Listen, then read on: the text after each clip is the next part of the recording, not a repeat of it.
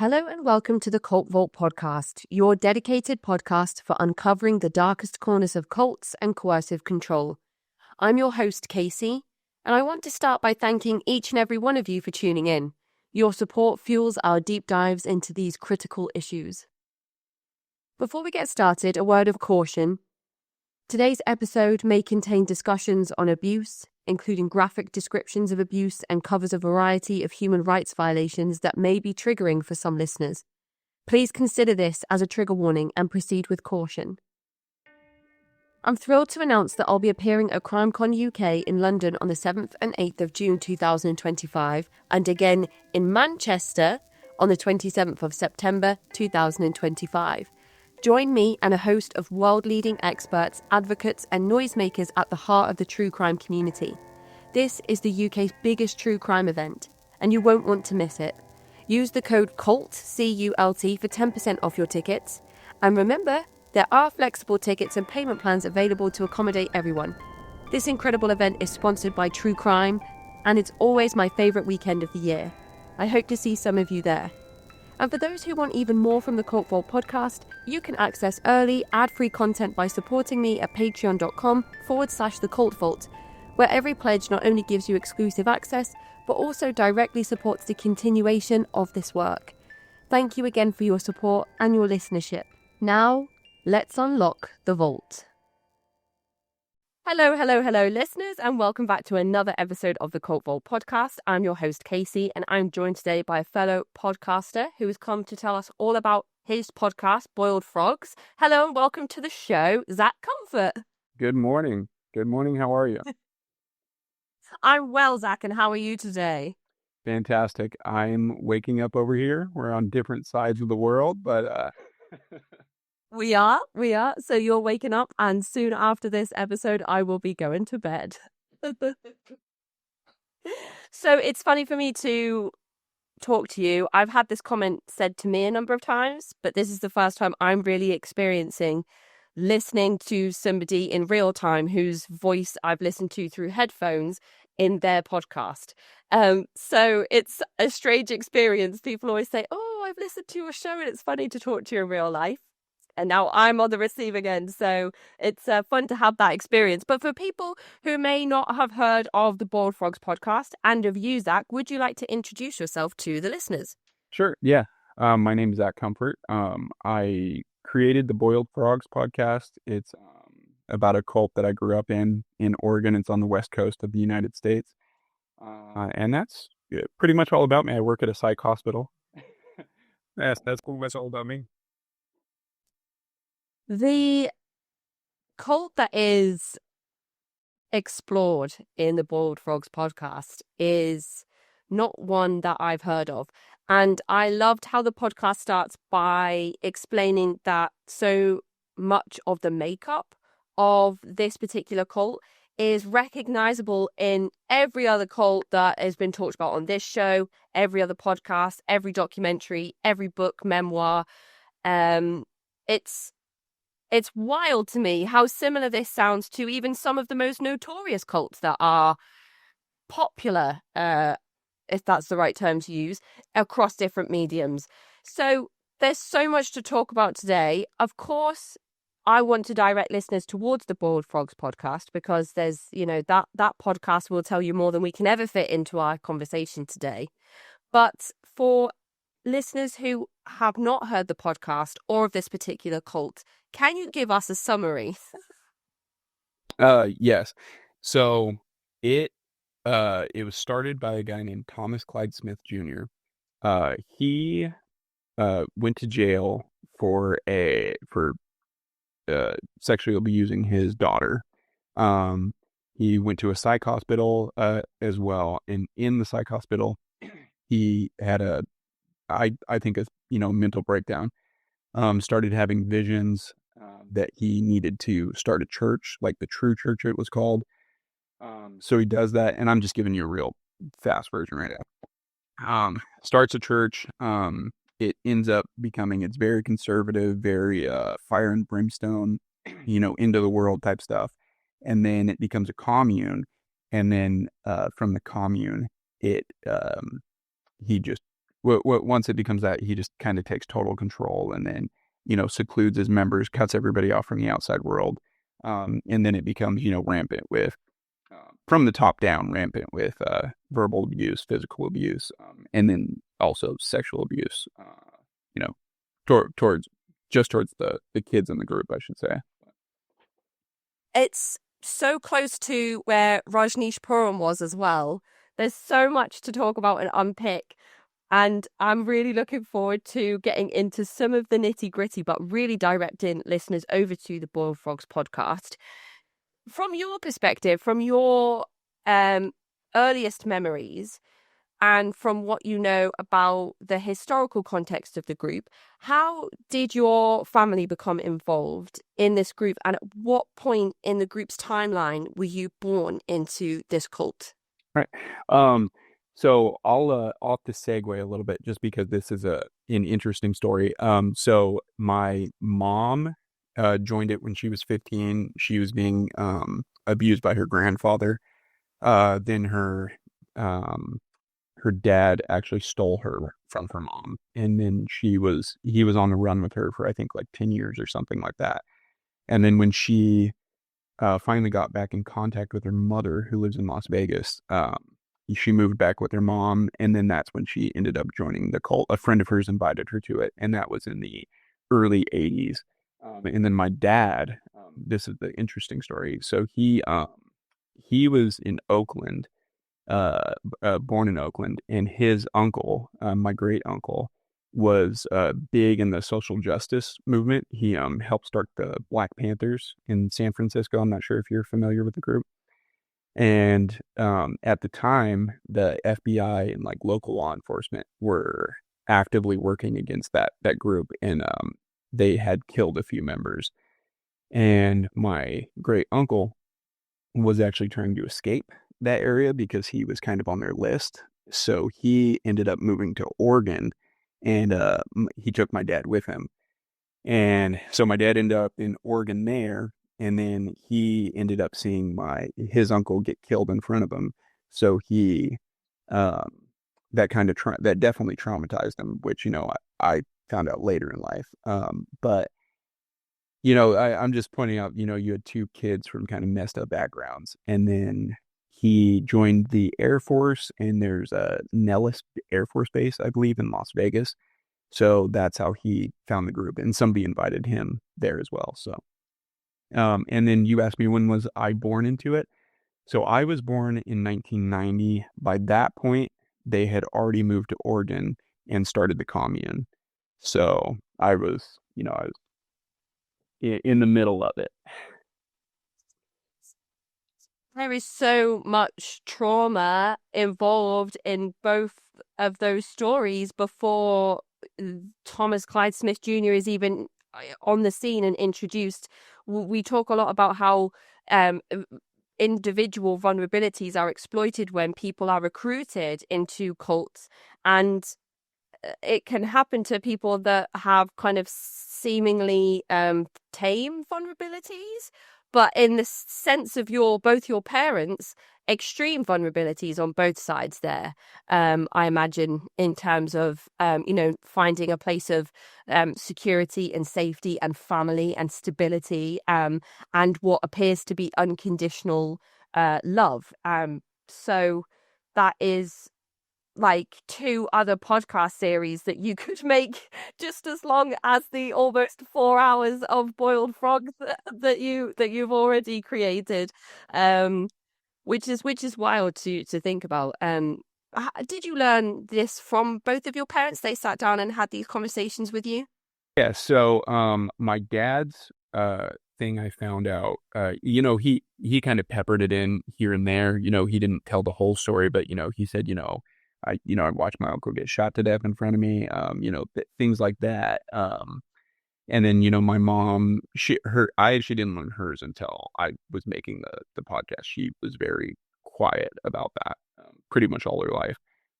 And then, but yeah, my dad would kind of do that. And then, I would, I just got the whole story from him at one point. And, they were both open, when asked. They didn't offer it up, but. do you know the story of how they met inside the Bride of Christ cult? Yeah. So I think I actually put it in there. I don't think I identified them as my parents, but they so my mom was 15 or 16, my dad was 18, and they were in Vegas, and the pastor, Thomas Smith, he was putting couples together at that point. He would say, like, I want you to be with you. I think you should be with her. And during a church service one time, he calls my dad up to the front and says, my dad was saying,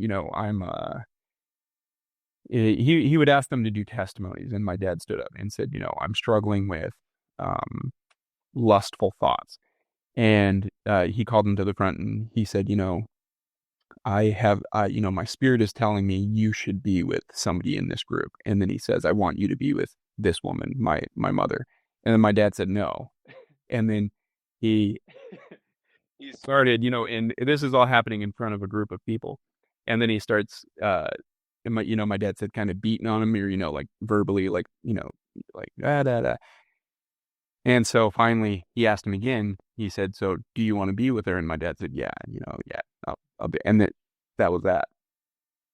I know which part of the podcast you're talking about now. I don't think it's explicitly, put to the audience that they are your parents that are talking separately. Yeah. In the podcast. And also, I don't think that it was explicitly put to me, or unless I missed that part, that you as the host and as the kind of the interviewer of other survivors of the Bride of Christ Church, that you were a member of. It's only when they say things like, oh, you might remember, or do you remember when that happened? And I was like, wow, okay. So I was putting things together about your experiences through what other people were saying as well, which was really interesting.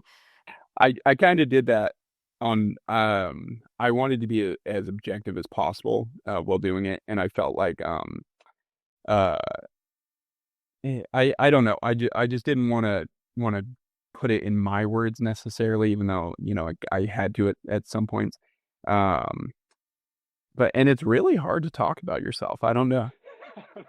you know so I mean, it was easier for me not to, so that's. Yeah, it's like when you go to some kind of work training session, they're like, okay, we're all going to introduce ourselves one at a time. They're like, hi, my name's Kacey. I'm an Aries. It's just really uncomfortable and awkward. And I thought that was only a British thing. So, I'm glad to know that it's not just how a lot of British people feel over here when, they're talking about themselves. But your parents' situation and how they became married, it's not uncommon. Actually, it's kind of like a rite of passage in this particular group.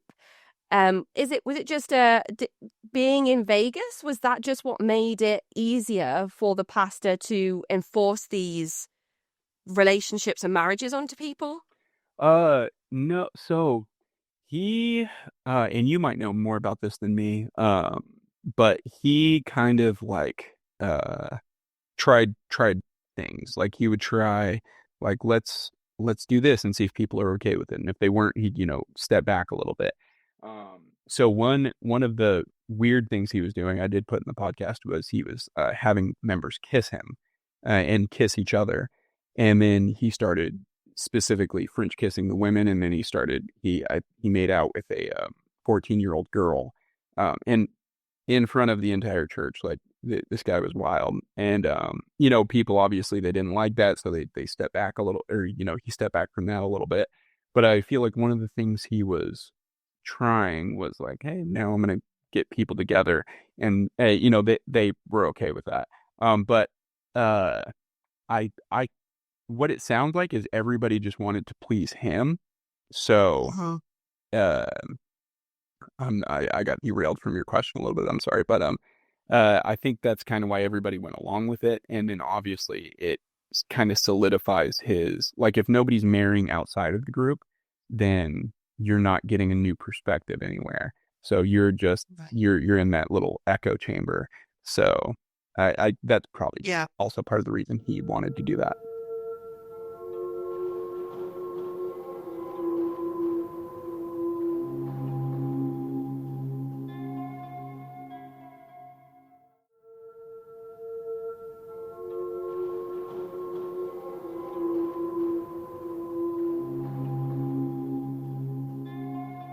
Yeah, it sounds exactly like the boiled frogs kind of analogy, right? You slowly, the frog doesn't realize it's in the pot of boiling water if the water is boiling over time. And it's also an interesting podcast title because of the pastor's early life. And wasn't he classed as like in some type of military capacity as a frog? He was called a frog as well. So that's the interesting part. So or one of the so he from the get-go. So I used to think that he really believed, excuse me. I used to think that he uh kind of wanted to be a better person in the beginning, and that he really believed in like Christianity and all this stuff. Which he still could have, but he was huge on like people lying. So like if you lied, that was like one of the worst things you could do. But he started the group out with a lie. He told people he was a Navy frogman, which is basically like a Navy SEAL today. And I mean, he carried on through that the entire time. He started with it and carried on with it. And kind of like a delusion of grandeur maybe. But he was I got his military record, and he was a gunner's mate. So nothing close to a Navy SEAL. But yeah, that was one of his claims to fame. He also said he was a undefeated boxer and all kinds of interesting things. It's just, again, it's linking this particular cult to other groups where the leader has just put themselves on a pedestal for falsehoods. Keith Raniere, L. Ron Hubbard, all of these cult leaders made these grand statements and facts about themselves, which just turned out to predominantly be nothing close to the truth. Right. And in terms of the marriage stuff, the relationship stuff, not only is that a form of internal control, as you've talked about, if you're controlling aspects of people's relationships, that's another layer of you having totalistic control over the group.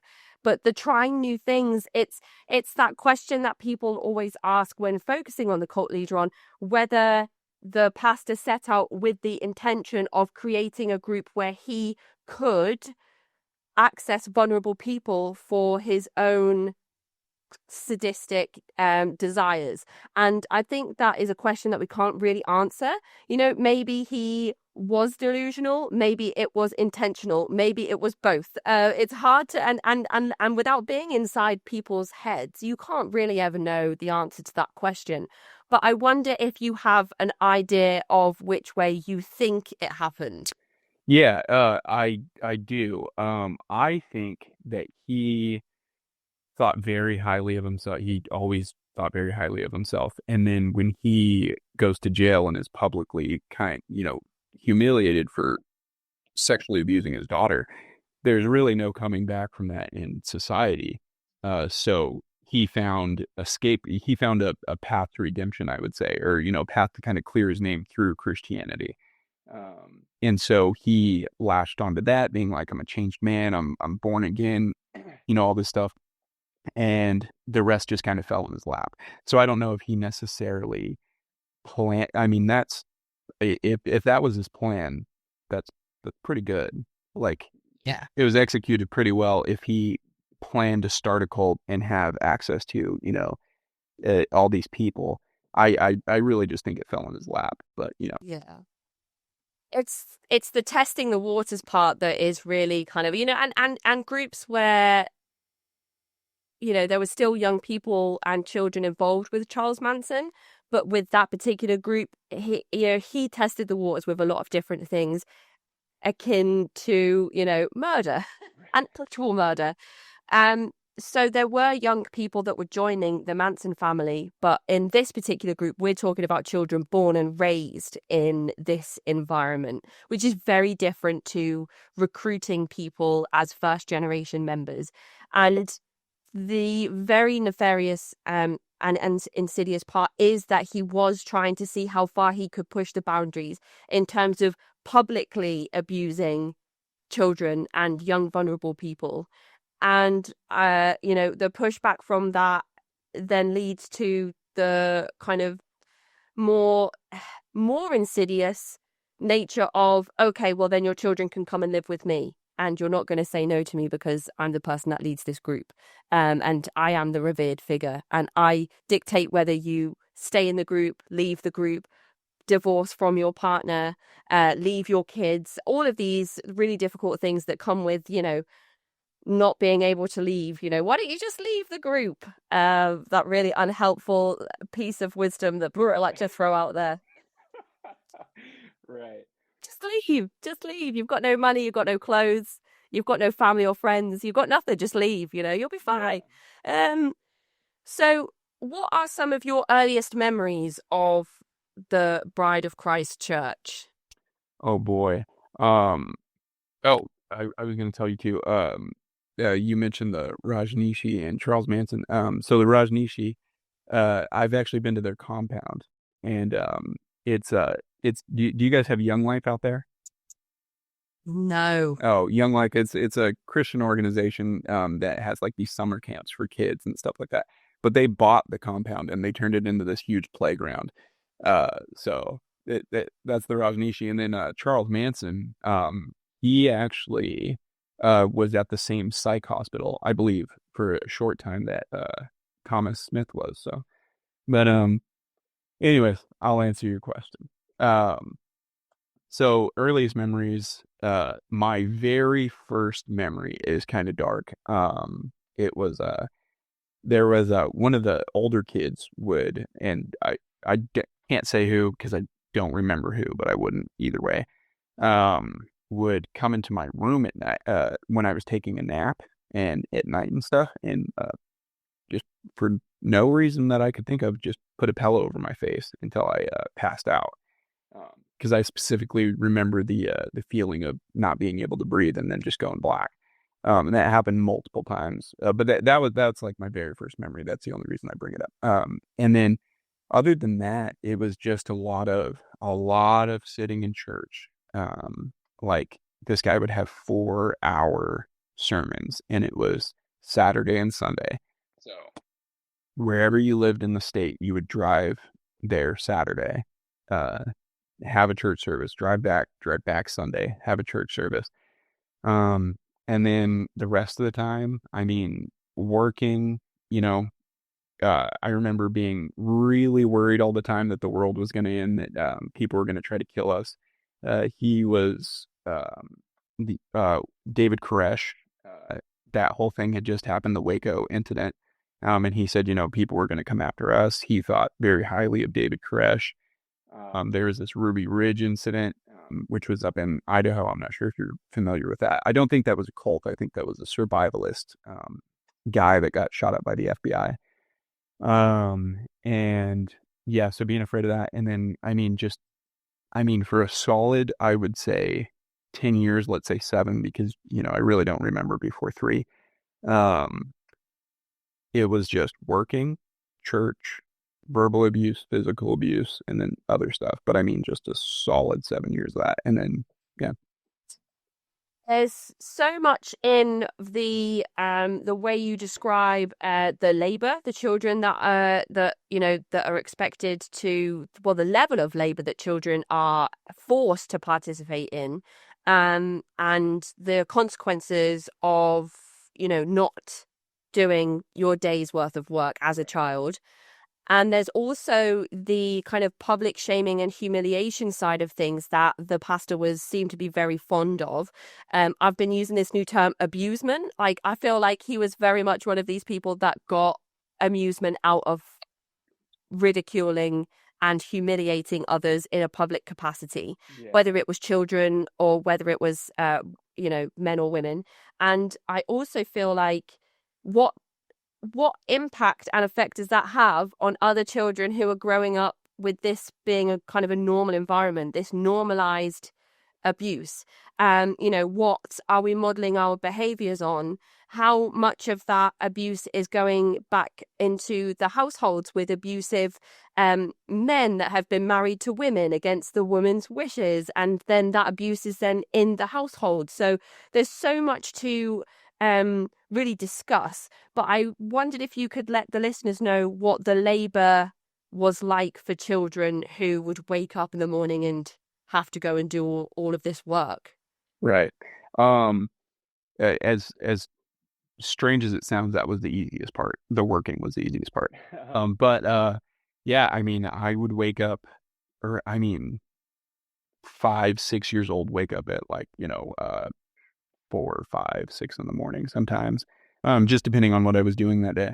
But go down, clean a chicken coop, move pipes, just do all milk cows, feed cows, which is kind of normal farm stuff if you think about it. But when you're doing that from 5 in the morning, 6 in the morning until 8 p.m. at night, and just go and go and go and I mean there's a lot of work on a farm, but yeah, I mean that was. Gosh, and then some. What the bad times were, one of the punishments they would do is you'd have to skip meals. So if you didn't do something or you got in trouble, you skipped meals or you just ate rice, like plain white rice, which is fine. But yeah, I mean when you're hungry, 14, 16 hour workday really takes its toll on you. Let me tell you. And how old are the children that are taking, you know, all of these chores on themselves? Um, I mean, me and my brothers all started working when we were, I mean, as soon as you could in some capacity. So I was definitely 5. My brother, same thing. And my brother was in it. When we left, he was 14. So he had been working that whole time. And as you get older, obviously the workload increases, your responsibilities increase. So, you can do more things. And then one interesting thing is they had a construction company and all the boys were expected when they become a certain age to go work for that company. That construction business, like kind of like side story, is wild. Is there a way you can kind of summarize it for the listeners? Oh man. Yeah, so uh, I I'll try. But yeah, so the construction business was interesting. They had a cabinet shop and a construction business, and all the men would work at the cabinet shop for 8 hours, and then they'd go do construction for 8 hours or more. And they really weren't sleeping a whole lot, so a lot of guys were like starting to hallucinate, and that was one of the interesting things I thought was like if you've ever stayed up so long. I did a marathon recently, and uh, I stayed up for a really long time. It was a broken up marathon. It's called Hood to Coast. And so you run for 7 miles here, and then somebody else runs and blah blah blah. But we were up basically for like 40 something hours, and with that exertion, I was getting a little loopy. So for you for you to work at so much that you're hallucinating, I mean that's a lot. Um, and the construction company, so the guys would be gone all week, um, working, and they got to come home on the weekends, and they would go to church, see their families, do whatever. And if the guys were in any kind of trouble, they would stay on the job site for the weekend and work. So I hopefully that summarized it a little bit. If there's anything else.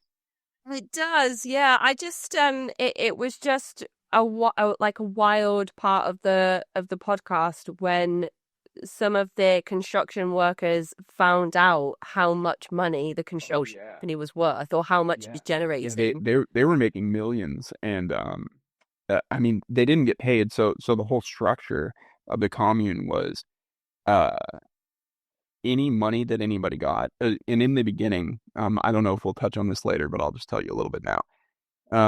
In the beginning, everybody had to sell their homes, sell their cars, give all their savings over to the pastor, and then he would buy properties. He would make sure everybody got food, even though he barely was, people were barely getting anything.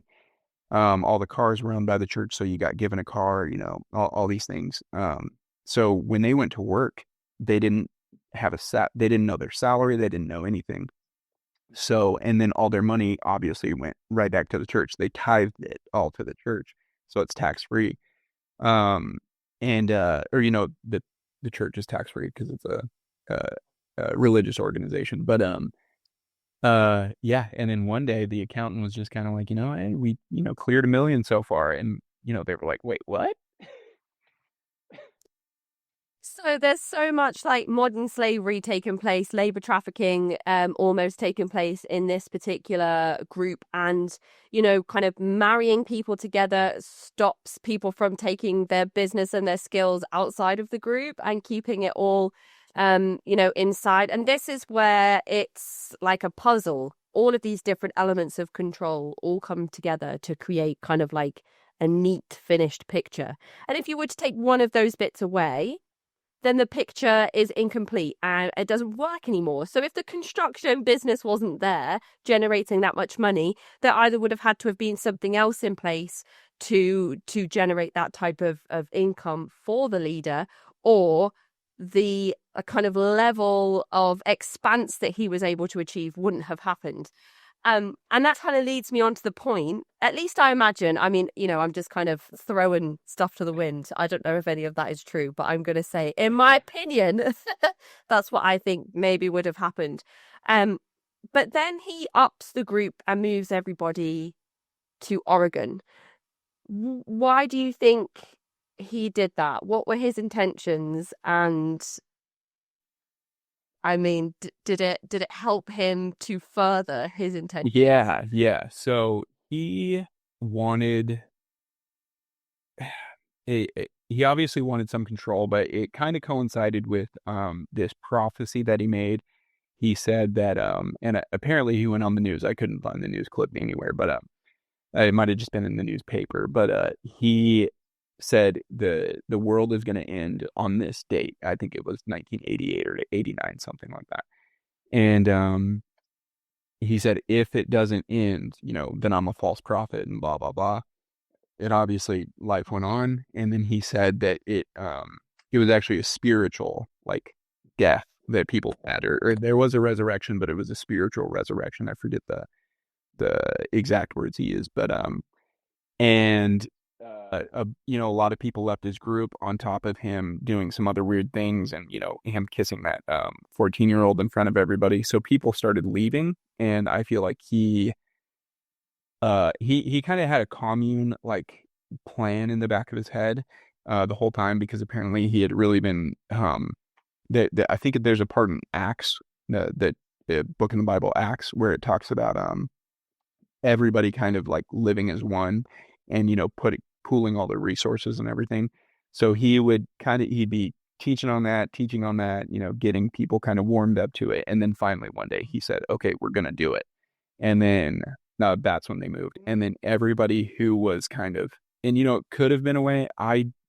Here's the thing. I don't know if he meant to do this stuff, because it seems like really high level manipulation. And like, to be able to do that, I feel like you have to be like specially trained, and he definitely wasn't. But he he kind of separated everybody who was in for the long haul and everybody who was just kind of in, by making that. So everybody who was willing to sell all their possessions and follow him to Oregon would, and that was about 100 people, I think, 150 people, and then everybody else left. So, that's so tricky, that, because some people have left, but the people that go with him are really giving up every avenue that they might be able to access in the future if they do decide to leave once they've followed him to Oregon.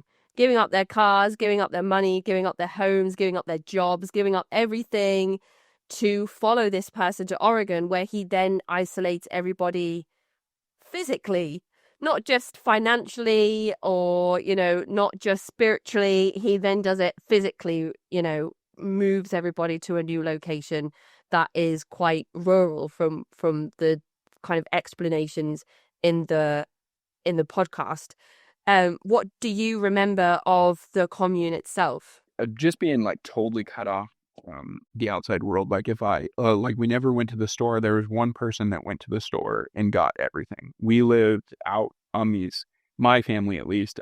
We had a larger family. It was kind of interesting. He would separate what families were where. So like my family worked on the farm. There was a few other families, like larger families that worked on the farm. There were smaller families that like lived nearby him and did things for him.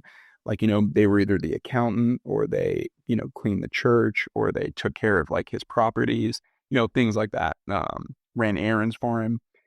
Uh, but yeah, we were just completely cut off. So I didn't see anybody that I didn't know for years and years. And if I got a chance to, like, let's say we were driving to church, I would always like stare at every car I could because I wanted to see like what other people looked like. Yeah, how do people live outside of this? Like, are they like as bad? I mean, are they as bad as the pastor tells us they are? Because I imagine that there was a lot of that rhetoric as well. Oh yeah. Well, I mean, there was basically you thought that everybody outside of there was like basically some kind of demon. Like, and they're like the world outside of there was basically another dimension. Like it was some hellscape. And I remember as a kid too, I would see people get kicked out of the church. Like he would say, Kacey, come stand up here. And, I heard you've been watching TV, whatever it could be, and he'd start screaming at you and then he'd say, get out of here. And then no, everybody would just watch you walk out the door. And then, as a kid, you're seeing somebody just walk out the door and you're like, oh my God, they are dead. Like they're going to this crazy world that is supposed to be this terrible, terrible place. And, you literally feel like that person died. Like you don't see them again. So yeah, it was just a very strange world out there that we were isolated from and didn't know anything about. When you were living in this isolated commune, how were the educational needs of the children addressed? Was that just something that didn't exist in any capacity? No, they actually had a school where everybody would meet when we were younger. Like in the mornings, you would do your school. I forgot about this to mention. Uh, because there was a lot of work as well. But you would meet for a little while because I learned to read, I learned to write. Obviously, you learn basic math. But that was it: reading, writing, basic math. I don't remember learning anything else. And then also after a certain point, I stopped learning things because if you got in trouble, you didn't go to school. And then there was really nobody checking on your homework. Like at first they kind of were, and you would get in trouble if you didn't do your homework, but then it kind of seemed like that took a back seat. So work was more important than doing your homework, or doing your scores. But it was all these sheets and stuff. So you definitely learned a little bit. But as I can only speak for what I can remember learning, reading, writing, and basic math. Um, and then I would say by the time I was like 7 or 8, I can't remember doing any kind of schoolwork after that. The people that were responsible for running the school, were these teachers or people from educational backgrounds that joined the group, or were they just people that were given that job?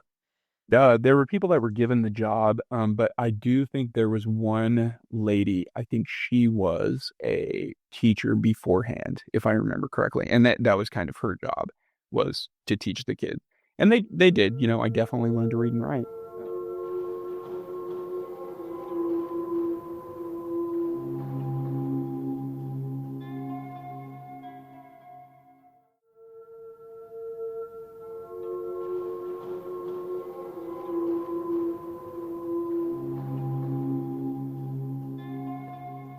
But there was something I wanted to ask, and it's always, I don't want to touch on this part for too long, and it's always difficult to talk about children being harmed, especially sexual abuse of children. And there is some mention of that in the Bored Frogs podcast, something that was extremely prolific under the pastor's kind of leadership of this group. It's almost like it sounds to me as if he created a haven for himself as a paedophile, and other paedophiles recognized that and he invited them in, almost like creating a boys' club for people that want to harm children. That's how it felt when I was listening to the Bored Frogs podcast. I don't know if you have or want to say anything about that part of the podcast. No, you're right. And I didn't realize that until I was making it and, talking to a bunch of people. And I mean, these guys, they kept everything they were doing under wraps. I mean, nobody knew what the pastor was doing to the kids. Nobody knew what some of the other members were doing to the kids that were also pedophiles.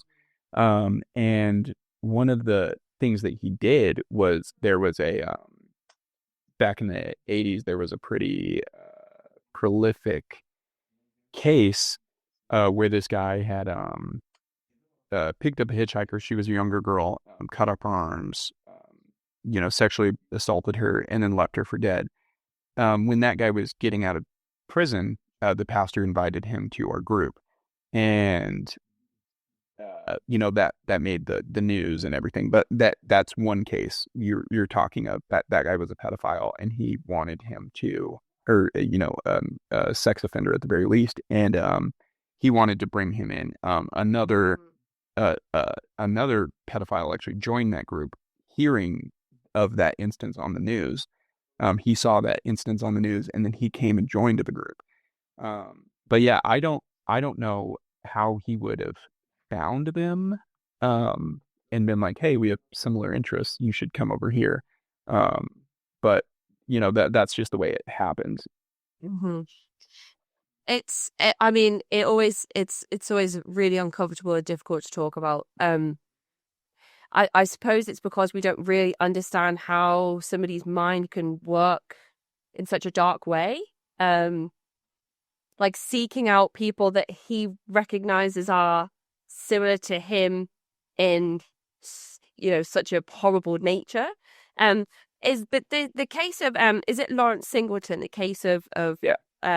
So Lawrence Singleton, she actually lived. She actually survived to get him put in prison, which is another wild story about Mary Vincent, who did lose both of her arms and somehow managed to survive that attack and become one of the world's most motivational speakers.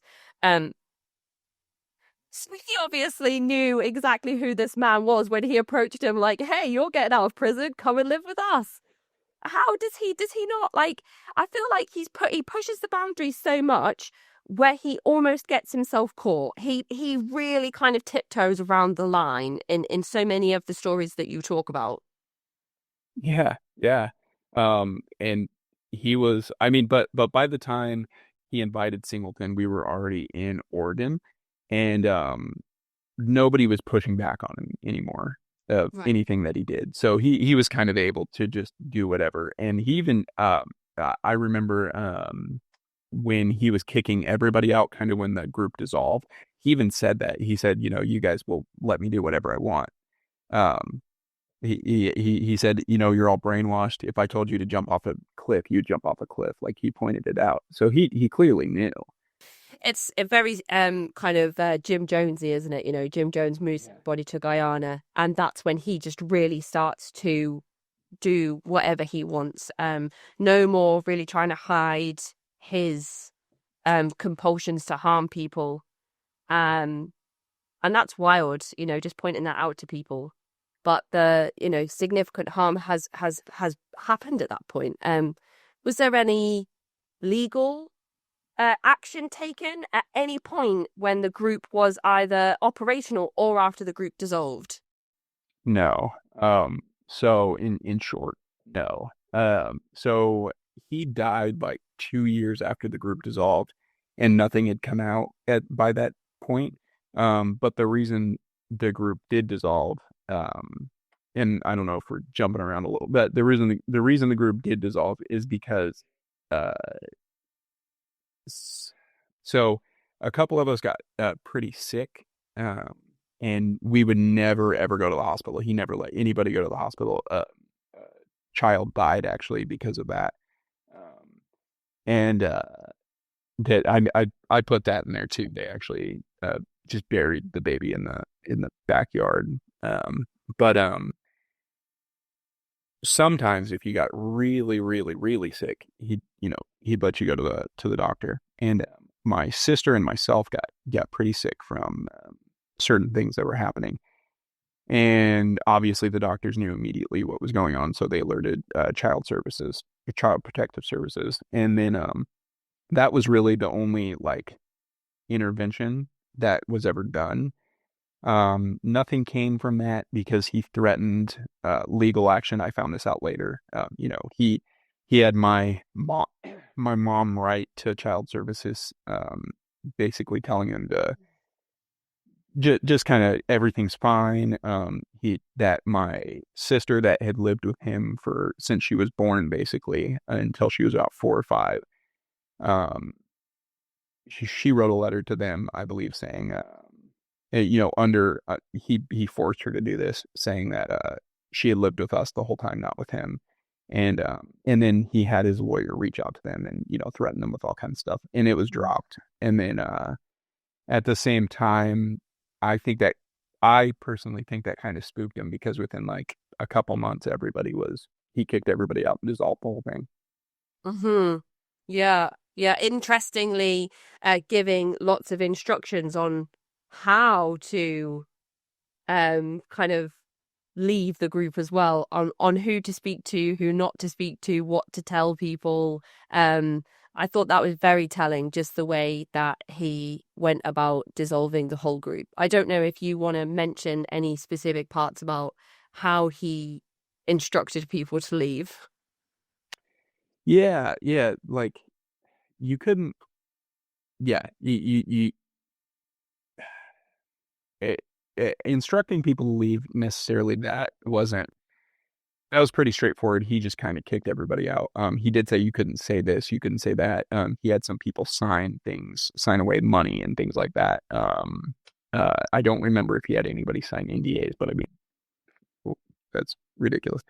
But yeah, he was still kind of trying to control a little bit after kicking them out, which was interesting. It's like you're either cutting ties or you're not, like, But yeah, a lot of people he did just kick out and said, see you later. Yeah. So no legal action came kind of during or after, but the way that the pastor went about kicking people out, and then the process that people would have to go through to be allowed back into the group, was something that I thought was similar to an episode that I released just last week on the Lord Julius, Brother Julius cult. So I wondered if you could just explain to the listeners what you were witnessing as a child during these periods of people being, and the stories that people told you as well about how they were kicked out of the group and how they had to work their way back in. Yeah.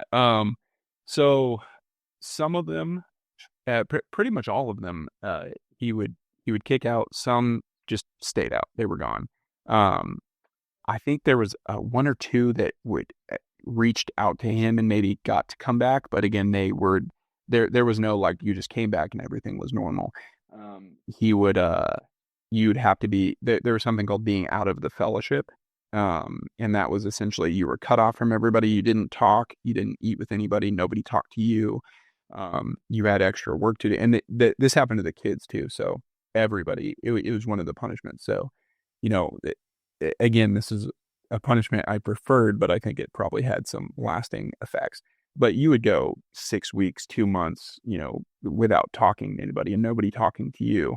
As a kid, that's pretty bad. But for the adults, this is something that they would do. They'd come back and they'd be out of the fellowship, and then after they came back into his good graces, that I didn't see what they did, and nobody really explained to me what they did, but they would just be back in the fellowship. Maybe they for me, if I ever got to be back in the fellowship, it's because I showed like that I was really sorry. Like I was very compliant with everything. I did everything they asked. I just kind of had this like kind of like beaten down demeanor. And if you showed that, even if you didn't feel that, if you showed that, they would be like, okay, you've learned your lesson type thing.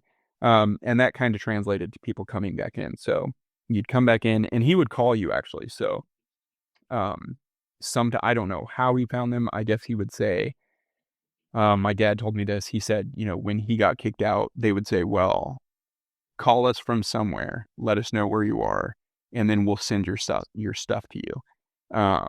And a lot of times that didn't happen either. They'd just leave and literally wouldn't have anything. Nothing would get sent to them. Wouldn't have any money. But anyway, so my dad did that, and then they called him and asked him if he wanted to come back, and he said yes. That also seems like that's an interesting form of like manipulation or just kind of messing with your psychology, like your mind, of like kicking you out and then bringing you back type thing, like taking you back, and you're lucky that we're taking you back. But yeah, that was the thing. I remember my dad got kicked out, and then I thought I was never gonna see him again, and then like I don't remember how long he was gone, a couple weeks, maybe a month, and then he was just back. I didn't even know he was back. I just saw him in church because he wasn't allowed to talk to anybody. So I just saw him in church, and I was like, "What is he?" I was like, "What is he doing?" I thought he was gone. And then, he couldn't talk to anybody. I remember I wanted to go say something to him, but I wasn't allowed to. And then, gradually he was allowed to come back and live at home. But even when he was at home, he couldn't talk to anybody. So he was allowed to live at home, but he couldn't talk to anybody in his home. And he would stick to that, like, wouldn't say anything to his kids, wouldn't say anything to his wife. He'd sleep in a different bedroom, eat, separately from everybody else. And then eventually he was allowed to talk to everybody and then, be back in the group. And that shows you just how strong social proofing is. This kind of I can kick anybody out on a whim shows the level of control and authority that the pastor has over the group. And just to threaten that he will do that is probably enough to get somebody to abide by like a silence restriction. Again, very similar to what the children of God were practicing with children. Silence restriction, in public, but then even in private, in your own home, the social proofing is so strong through the kind of the surveillance that's in place and the self-reporting and the false confessions that he forces out of everybody. I've been having sinful thoughts, just to say something because you need to say something to appease him, even if you've been sticking to every single one of his rules. It's just like, again, it goes round and round and round, and all of these things work together to just really allow the totalistic control of the group to maintain in the pastor's hands, which is just so it's very complicated. It's very complicated. That's such strong social proofing that you won't talk in your own home because you're probably worried that your children or your wife are going to go to the leader and say, well, he's been talking at home. Or if the leader brings you up to the front and says, now, Zacch, has he been talking at home? What are you going to do? Even if he hasn't, you'll probably still say he has. Oh, 100%. And he would do that thing. Like, Oh, he would one of the things he would have everybody do, during a church service, this is probably another reason it took 4 hours, was, everybody had to give a testimony. So that was basically like you stood up and he'd go one by one and you would say, I did all my chores. I did all the work. I did everything and I forgave my brother for doing this. And then he would say, well, but then at first it was okay. You could have a good testimony. And then if you did something bad, he already knew about it was the thing because everybody reported to him. So like your parents reported everything to him. The lady that drove around and delivered everything also like got like all the information, like what's been going on here this week. And then she'd go and report that to him. So he already knew. And if you didn't tell him, he'd call you later and be like, why didn't you tell me about this? What did you do to punish him?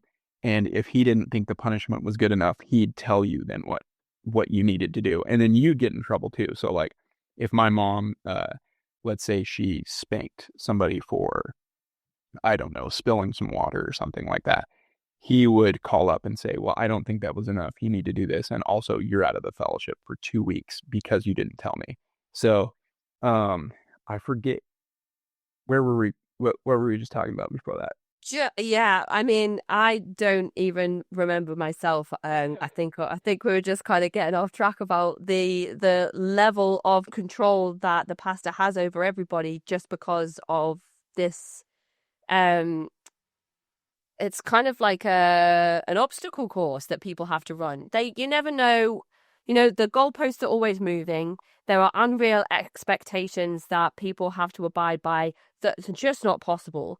If he wants to kick somebody out for a limit, like for a period of time or forever, it's going to happen. He'll make something up in the end. If you don't actually do something that comes onto his radar, it sounds like he's just going to kick you out anyway. He's going to make something up. He's going to get you to admit to something in front of everybody that didn't happen or that you didn't do. And it's just, it, like, even talking about it feels so heavy and suffocating. So the fact that you have gone and made an almost 4-hour podcast episode about the Bride of Christ Church is incredible. And I want to really ask you, like, how did you put it together? It's so polished, it's so professional. We've talked about how some people have said it should be in shorter episodes. I think it's fine as it is. It's like when you watch one long documentary instead of watching a documentary series, that's how it feels to me. It's fantastic. It's so well made. Can you talk us through how you were able to make it possible? Thank you very much. Thank you. So I was writing a book about it. And so, I called a bunch of people, I did a bunch of interviews, and then I so it kind of had that layout. So, I did a lot of research, and as like making podcasts, like you do research on the subject, you just take in as much information as you can and see how it affects the whole puzzle that you're putting together. But one of my friends one day, he is talking to me, and he goes, man, I want to make a podcast. And I was like, interesting. I've been thinking about making a podcast because I've been writing this book, and I don't think the proper way to convey other people's words is through writing. I think it's going to be with their own voice. And and I said, do you want to like host a podcast, or what are you doing? He goes, no, he goes, I'm a sound engineer. I want to just, like build one and, have it on his portfolio. And I was like, shut your mouth. This is perfect. I said, listen, I happen to have a project, and I am terrible with computers and anything that has to do with technology. I said, but I have the idea. I know what I want to do. If you can help me with the technology side and the audio side, I was like, match made in heaven.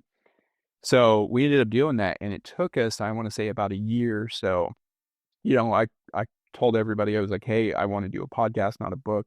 And sometimes I would have multiple conversations with them, interviews. And, I tell them, I'm recording, this is going to be, I'm going to use this in a podcast.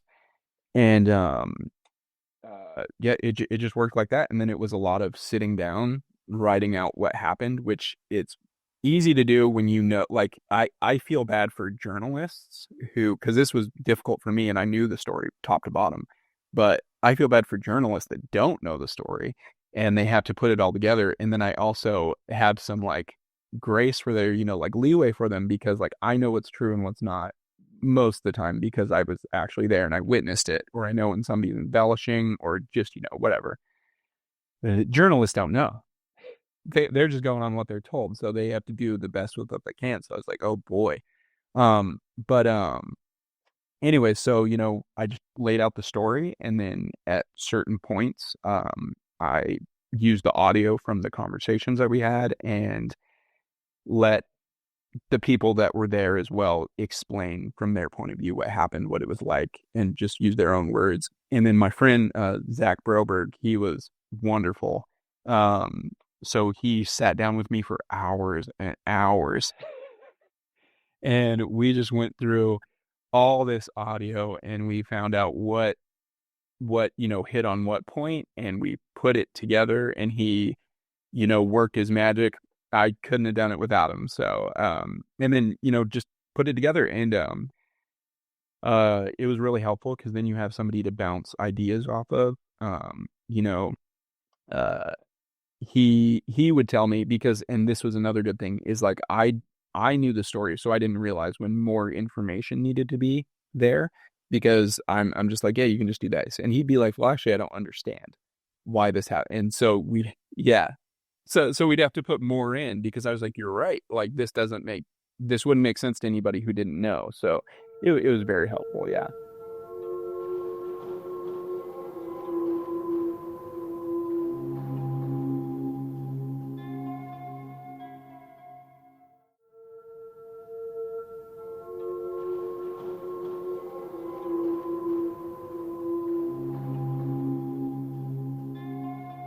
I was gonna say, the Zach and Zach show sounds it sounds so great. You two working together. But you mentioned that you have this insight and lived experience, personal experience, and you know the story, but also kind of that's the burden of knowledge sometimes, because what seems obvious to you and what seems like, well, I know that happened, is like, oh, actually, if I don't say it, if I don't put it in, then I can't bridge those two things together. So you had a really good dynamic by the sounds of things, of being able to kind of bounce ideas off of each other and support each other. It's such a shout out to the other Zach, because it's such a well made show. And the way that the interviews are woven together and how the whole thing is kind of chronologized is really well done. And just quality wise, it's well done as well. So Zach sounds like a fantastic sound engineer. And hats off to him for helping you get this project made and help you get your experiences out there, not in book form, because sometimes that's just not, or maybe the book needs to be accompanied by something. So there is this piece of medium now that's in the world, and it's awesome. And yeah, I didn't listen to it all in one go. I imagine that unless you've got a really long commute, most people wouldn't. It's got a lot of heavy subject matter in, as I'm sure listeners can tell by this point.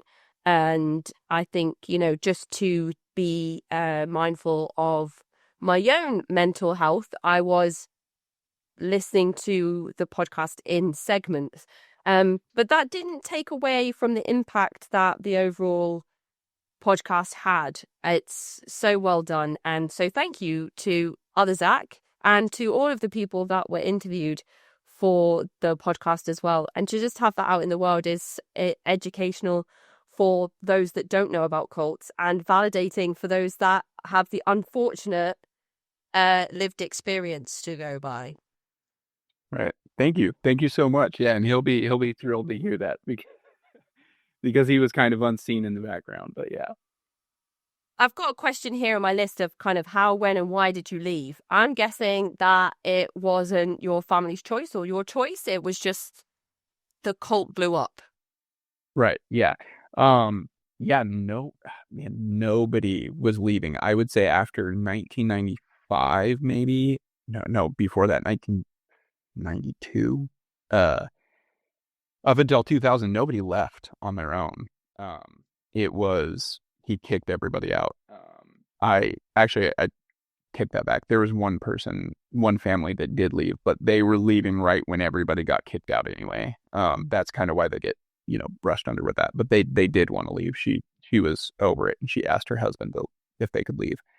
But yeah. So the Child Protective Services thing happened, and I think that kind of spooked him, because he had been doing all this and he didn't want to get found out, so he kicked everybody out. But yeah, it was nobody's choice. My family certainly didn't want to leave.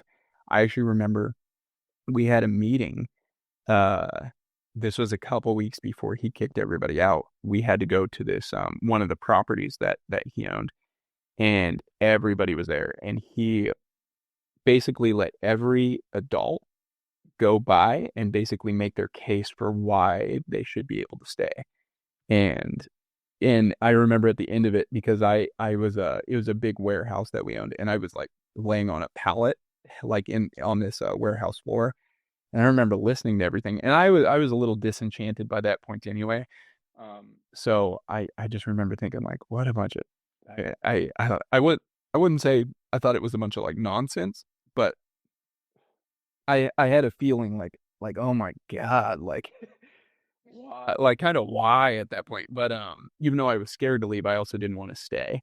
But yeah, everybody was just like pleading to stay, and then when they were done at like 2 in the morning or whatever, he uh he said, "Okay, I'll give everybody one more chance." And then everybody got to stay, and it was really yeah, I can't really explain the kind of not environment, but the feeling that was around those like past couple weeks, but everybody just kind of felt like they got I don't know, just it was really down, like even more so than normal. Like everybody just felt like defeated and down and like kind of like I don't know how to explain it other than that, but Yeah, a really heavy atmosphere by the sounds of things, and atmosphere. That's um, and just abusement again. I'm just gonna keep throwing this portmanteau in there that I've come up with this week. Just having everybody grovel to him again, like for his own satisfaction, I imagine.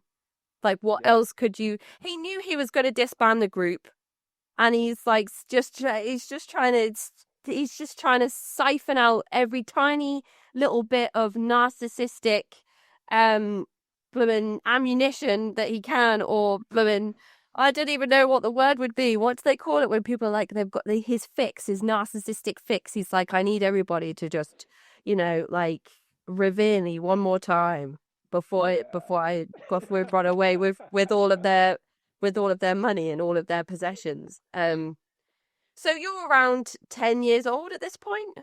Yeah. Oh gosh. I mean, I don't even know where you start in asking how you integrate into society after living in this environment your whole life. Yeah.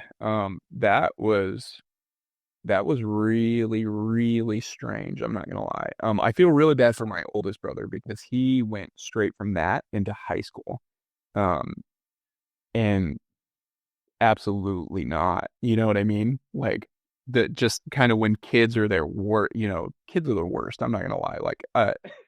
Like high school, it's so when you go from that background right into high school, you're just gonna get annihilated, like picked on and all that stuff. But uh, as for my experience, yeah, it was just wild. First of all, again, I didn't want to be there, but I still thought we were gonna die and like go to hell and all this stuff, and that the world was this terrible place.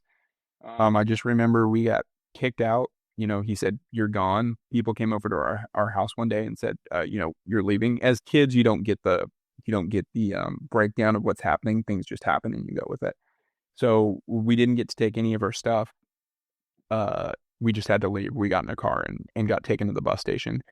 And they apparently my parents had a conversation with their family before this happened. So he kicked them out. My mom called her mom. And nobody had spoken to their families in 20 years at this point. So, there was this whole conversation. A lot of tears were going on. But her mom said, basically, you, your husband, and your 9 children can't come live with me. Um, and so my dad called his sister, and she said, yeah, you guys can come live with us." Um, yeah. Oh, here was another interesting part is some of those kids, some of my siblings, didn't live with us. Like we had never lived with them because they lived with other families. So now you have these kids that are your siblings, but you don't feel like they're your siblings, right? In that moment for years after, because because they're kind of not at that point. Um, so now you're with kids that but they're not your siblings, but they are, and now you're going to your aunt's house in Oregon. Oh gosh, Yeah. that is so bizarre, isn't it? It's kind of there are parts of the podcast where you mentioned that um people were married off to each other, and then when there were more men than there were women in the group, then the young girls were being promised to the to the adults, the adult men, which kind of gives me FLDS vibes, especially because people would be having baby girls and then those girls were being promised. It's like, okay, if that, um it's just wild. And then there was just a lot of people gifting babies, and it was expected that you would gift a baby. So I didn't even realize that you had 8 siblings and that you weren't even all together. That's an even more bizarre experience than, not only are you integrating into typical society, you're also integrating with a family that you don't really know. Yeah, yeah. And yeah, I guess I could have put that in there. That I think that was some of the stuff I cut out. But yeah, no, and that was huge. And the tanking of kids thing, and you might know a little bit about this, or more than I do. He didn't at first. He didn't tell people like, "Give me your kids," or like, your kids are going there. He would just say like, "My wife needs a child. She can't have children," even though she had children of her own that he made her get rid of or leave behind. She can't have any more children. I've been praying that God, and he couldn't adopt because he was a registered sex offender. So he basically said, "This is what I need," and then let his followers, you know, come up with a solution of their own. And because, like, I don't know, do you think that he was basically I think he was telling them, you guys should give me one of your kids without saying it. What do you think? I think so. I think the thing that you mentioned at the beginning about testing the waters with kind of like increasingly shocking and illegal behavior, and then realizing the reaction to, kissing a child was not going to get the reaction that kissing the adults had. He realized that he needed to then find a way to implicitly tell people what he wanted, which was just um you know uncensored, unlimited access to children, which is what he got in the end. Right. And I, it's hard to be kind of somebody on the outside listening in about how there was no legal action. I don't know how you feel about that then. I don't know how you feel about it now, learning all of the things that happened then, but you didn't understand or you weren't privy to knowing when you were younger. I mean, yeah, it makes you really mad, especially when when it happens to you, you kind of deal with it however you do, but it makes me more mad knowing the other kids that it happened to for some reason. I don't know why. But like you just kind of think like, what a piece of shit, you know? Um, and sorry, I've been trying not to cuss this whole time, but You can swear as much as you like. This is your episode, Zach. You say it how you want to say it. There was plenty of swearing and cussing in Boiled Brox, but I feel like sometimes there's not really any other way to articulate what you're trying to say without putting, a few F-bombs in there. right, yeah, I 100% agree. So but yeah, you just kind of yeah. You also try not to think about it too much. If you think about it too much, you just kind of spiral. So you just put it to the side. And, that's something you can work out in therapy. Probably should work out in therapy, and I'll have a better answer for you. But I wanted to not get away from your question either of kind of like integrating into society.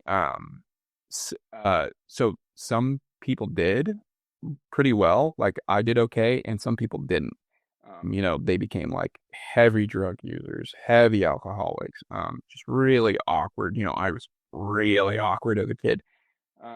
And but one thing I did that I kind of helped me cope, and I'm not advocating for it, but one thing that helped me cope was I was really drawn to like kids that got in trouble and getting in trouble and kind of like like criminal behavior. And I just kind of felt like it was a middle finger to authority, and I really liked that. Like I liked being like, oh, I'm gonna get in trouble. I don't care, um, type thing. So I just kind of did that from I was homeschooled from 10 to 12. And then because my brother was having such a hard time in high school that they decided to keep the rest of us out. And so my first day in school was seventh grade. So went into middle school when I was 12, and then kind of gotten with a interesting crowd, and then that just kind of escalated and escalated, and I ended up that a lot of drugs were going on. Got into yeah, not too much I can say, but ended up I ended up in the hospital a few times. I got stabbed one time in a street fight. And that was really that was the time that this isn't I won't tell the whole story. I'll just tell you a little bit, just because it pertains to this, and like a shifting of like my mindset, because me and my friends at the time, we had been we were involved in some interesting things, and so a lot of people I know had gotten shot, had gotten stabbed, robbed, you name it, and so I'm laying in the hospital. I got stabbed. I went to the hospital. I went home the next night, or the following day, and one of the wounds was in my arm, and at night my bicep tendon snapped. So I yeah, well, I went back to the hospital. I had also gotten one wound in the stomach, and I went back to the hospital to get that fixed. And while I was there, I was like really sick, and the doctor looked at me and he goes, I think you might be septic. And so I ended up having to stay in the hospital on antibiotics for a couple weeks. And while I was there, I'm just laying in a bed, high as a kite for a couple weeks. And, I was really thinking, I was like, man, kind of, what am I doing? Like,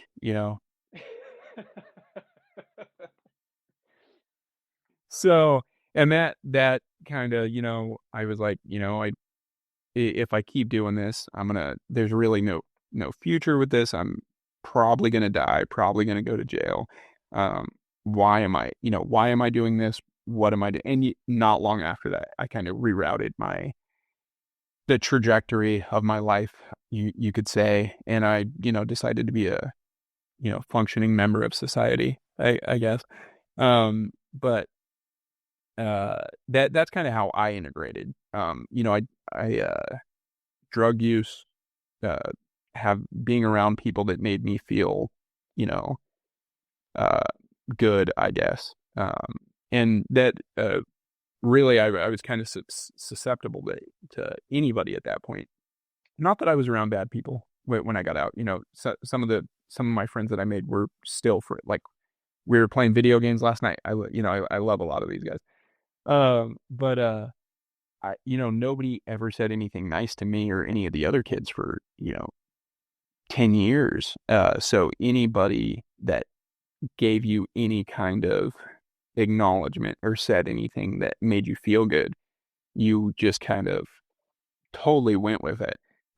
So it's getting really bright here, isn't it? But yeah, I mean, you just kind of, I could see that if somebody who had bad intentions were to groom me in that at that time, I totally would have gone for it, because I could have fallen into another cult at that point if they said the right things.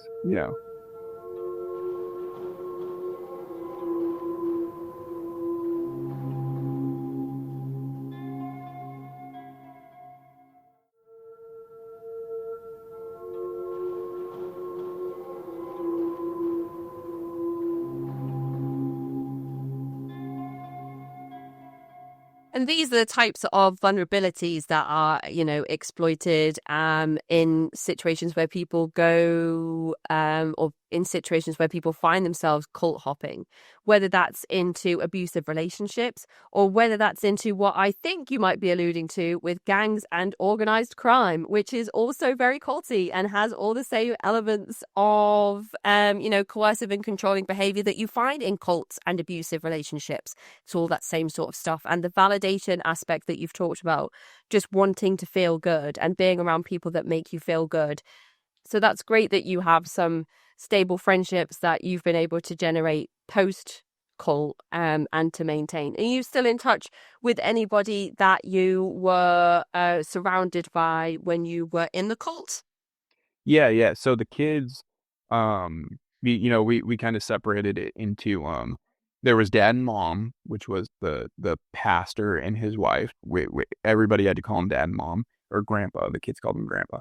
And then there was the adults, and then there was kids. That's how we referred to all the different groups. So the kids, we kind of, none of us wanted to be there. We were born there.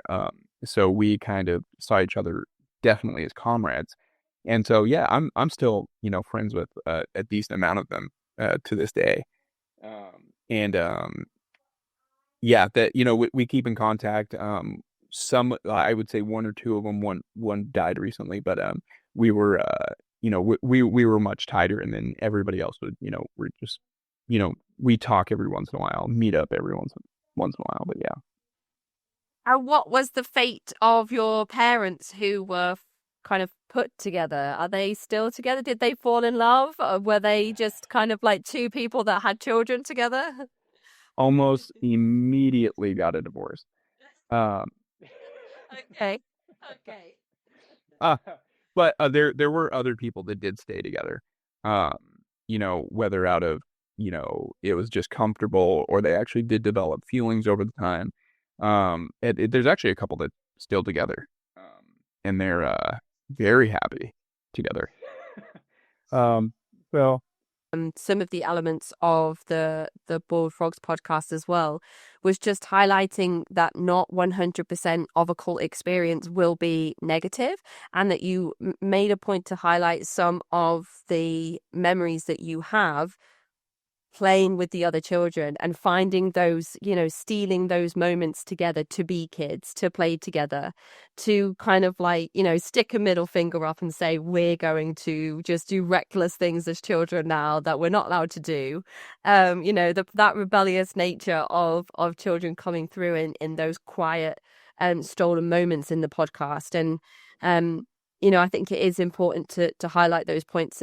It's reminds me of reading Bexy Cameron's book when she talks about being in the children of God and stealing those moments as children as well. And again, David Berg, he was grandpa. He was, Father Berg, dad, and then he became grandpa.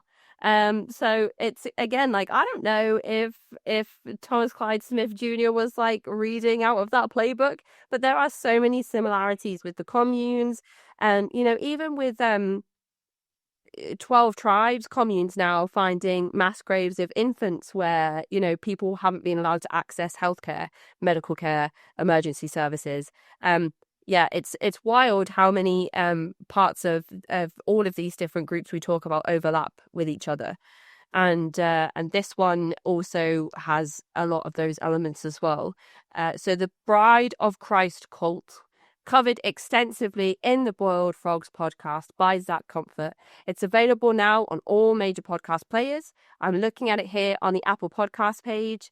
There's a review that says 5 stars, well worth the 4 hours. Don't be intimidated by the length, or if you are, you can listen in chunks. It's definitely worth the time. Zacch does a great job of painting a picture of what day-to-day life was like in the cult. He also explains very effectively both why people joined this cult in the first place and why they stayed despite the horrific conditions and treatment. So, what an endorsement that is, Zacch. yes, thank you to that reviewer. Thank you very much. So, if you had to give some advice to survivors, cult survivors, survivors of coercive and controlling behavior, what advice would you prioritize? And if you had to give advice to somebody that wanted to make a podcast about their experiences, what advice would you give there? Oh boy. As far as like survivors, I would say, and my friend actually told me this is why I ended up talking to a therapist at all. Because I didn't for a long time. Because I thought I can just, I can figure this out on my own. But he was like, if you could make $1 million in a day, or you could do it in 100 years, which one would you choose? And I was like, oh, a day. Right. So you could figure all this out on your own, or you could expedite it. Right. So I would say maybe go to therapy, and do it as soon as possible. And don't jump like you touched on it. I was going to say this. Don't be very careful of people that make you feel good right outside of that. And then don't jump back into another group like right after, because I've seen that too. I saw, there was another group up here, Mars Hill. I don't know if you've heard of that one, but it basically some members that were in our group started going to Mars Hill right afterwards, and it was like a very similar group. And I was thinking, why would you just go from that to that? But it's like you said, cult. What'd you say? Cult hopping. Cult hopping, yeah. But it, Yeah, like yeah, you also said, it's comfortable. It's what feels comfortable. yeah. It's familiar. And even though it's not safe, being in a kind of hyper vigilant state, always in a state of fight or flight or fawn or all the other Fs that people keep adding on. Uh, it's just to be in that heightened arousal is what is normal. So sometimes when people are safe and their body can relax, that is actually stressful because they've never experienced, especially kids born and raised in cults, they've never experienced that. And that itself can be like, oh my gosh, what's happening to me? Like my heart rate is slowing down, like, oh no, I'm in danger. Because you're not in danger, your body thinks you're in danger, which is just absolutely like mind-boggling. Right. But yes, yeah, you touched on it. It's comfortability, isn't it? It's familiarity and comfortability, I think. Yeah, and no co-oping. And I would say too, for anybody that knows somebody that is in a group like that, a high control group, anything, I would say if it's extreme, like mine was, without judgment, just give them a place they can go to. Like, be like, you're always welcome to come here, because one of the main reasons people don't lead is because they have nowhere to go. And even like my mom, her mom wouldn't take her in because she was like, oh, I can't take you in. I can't take 11 people in right now.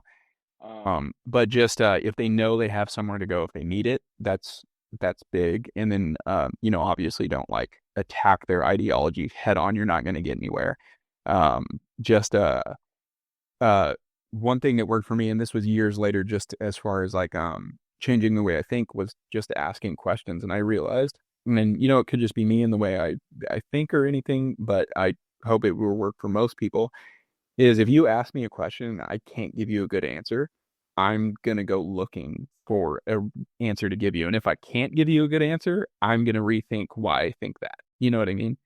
And that's really what happened to me. People, a good buddy of mine, him and I would just have these talks, multiple friends, but one in particular. And we have these talks, and I just realized I just don't have any good answers for you besides I just feel this way and I believe it. And then I was like, well, why do I feel this way and why do I believe it? You know?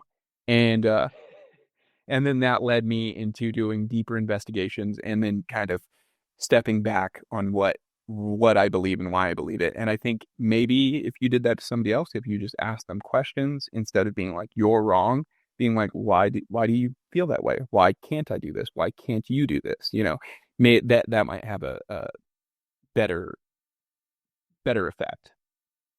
And then you asked any advice for somebody making a podcast. Yeah, get yourself a friend, a good audio engineer. Um, but no, I mean mine was a passion project. So I wasn't on any time constraints. I didn't have any goal. I just wanted to put the story together. Um, if that's your goal, I would say take your time with it. And then don't, if if something's unbelievable, try to fact check it, try to get multiple people cooperating that can endorse that. You don't want to put anything out that's not true. Um, but yeah, other than that, just really take your time with it. Don't, I think you said, either in email, or during our conversation, take a break too. Like, it's heavy, like especially if it's heavy. If you were involved in it, it's doubly so. But even if not, like, don't let it take over your mind and kind of your personality and like everything. Just kind of, dip your toes, and if you feel like it's getting to be too much, step back and then come back when you're ready.